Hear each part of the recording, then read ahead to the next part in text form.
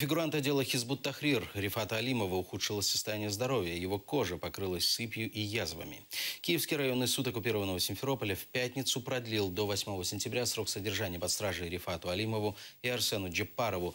Их задержали 18 апреля в селе Краснокаменка, это Большая Ялта, по подозрению в участии в запрещенной в России организации Хизбут Тахрир. Это вообще известно состояние дел в СИЗО, то есть тюрьмы Симферопольской.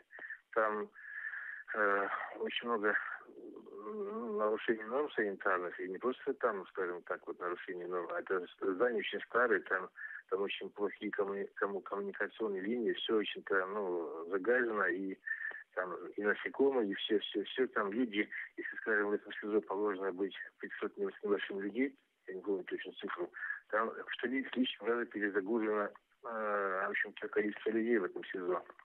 Поэтому спать они там по очереди на койках, камеры перегружены почти в 2 раза. Вот. Кроме того, насекомые разные, и люди, мы знаем, что искусственные, все, говорят, временами поднимаются, а у них просто все в крови. Вот. И, в общем-то, кроме всего, там в камерах еще, кроме всего, такое положение, что, скажем, неприлично будет сказано, людям приходится там же оправдать свою нужду, и там же и едят, и, в общем, все это как-то очень плохо.